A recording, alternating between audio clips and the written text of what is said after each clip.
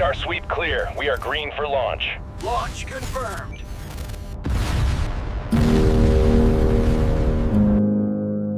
In the modern theater of war, data is as lethal as the explosives themselves.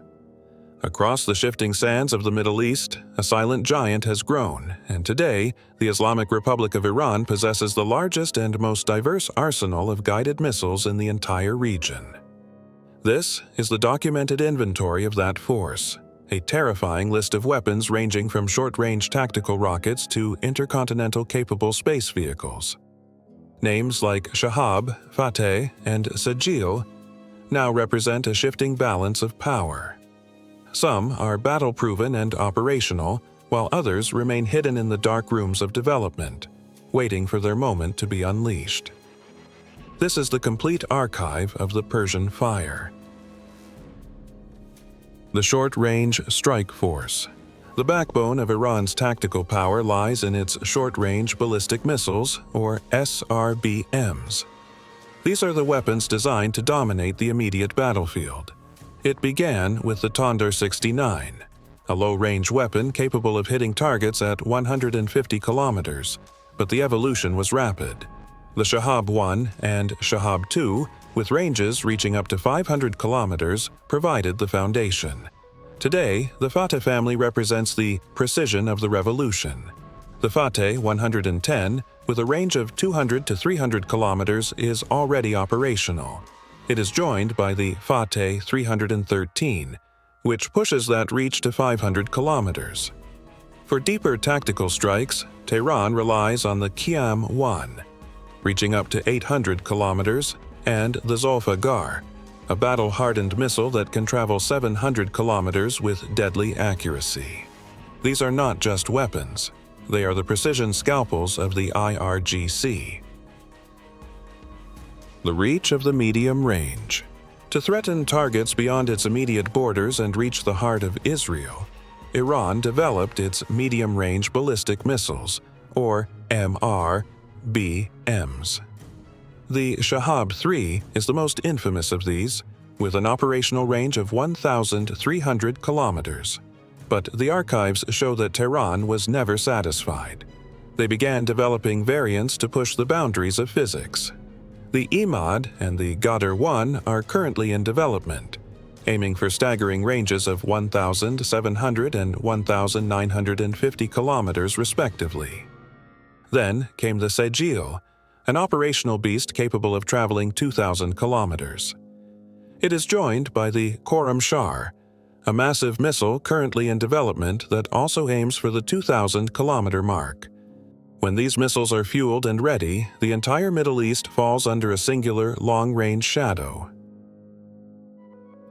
The cruise missile threat. Ballistic missiles are only one side of the coin. Iran has also mastered the art of the cruise missile, pilotless aircraft that fly low and fast to evade traditional radar defenses. The Ra'ad, an operational anti-ship cruise missile, protects the Persian Gulf with a range of 350 kilometers. For land attacks, the Ya Ali provides an operational reach of 700 kilometers. But the true giant in this category is the Soumar. This land attack cruise missile is presumed to be operational and possesses a staggering range of 2,000 to 3,000 kilometers. At that distance, the Soumar can strike deep into Europe, making it one of the most concerning strategic weapons in the entire inventory. The space launch disguise. The final piece of the puzzle is the Space Launch Vehicles, or SLVs. These rockets are the Trojan horses of the Iranian missile program. The Safir is already operational, reaching an altitude of 350 kilometers. But the Soumar, currently in development, is designed to reach an altitude of 500 kilometers. While Tehran claims these vehicles are for peaceful satellites, the technology required to reach space is the exact same technology required to build an intercontinental ballistic missile, or ICBM. By mastering the heavens, Iran is mastering the ability to one day strike the other side of the world. The status of the spear. From the 40-kilometer reach of the Koksan-M 1978 artillery to the 3,000-kilometer reach of the Soumar cruise missile, this inventory tells the story of a nation that refused to be contained. As of 2026, many of these systems are operational, fueled, and pointed at their targets. Others are being perfected in underground cities, growing more accurate and more lethal with every passing day. If you found this breakdown of Iran's missile inventory insightful, support the channel by hitting the like button and sharing this archive of the Persian fire. Which of these missiles do you believe poses the greatest threat to global stability? Let us know in the comments below. But this inventory is just the beginning. A list of ranges and classes only tells us what Iran has.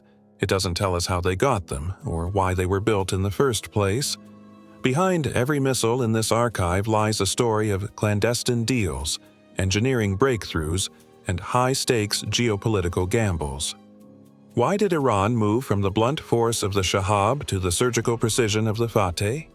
What was the secret objective behind the Soumar's 3,000-kilometer reach? And how did a nation under total blockade master the complex science of solid fuel propulsion? In our upcoming deep dive series, the War Archives will tear apart this inventory, missile by missile. We will explore the dark history of each weapon, from its birth in the secret workshops of North Korea and China to its final assembly in the underground cities of the Zagros Mountains. We will analyze the combat history, the strategic purpose, and the hidden technical flaws of every spear in Tehran's arsenal. You won't just see the rocket, you will understand the threat. The deep dive begins in our next episode. Subscribe and turn on all notifications so you don't miss the first chapter of our analytical series, the Shahab-1, the Soviet Legacy. What specific missile from our inventory should we analyze first?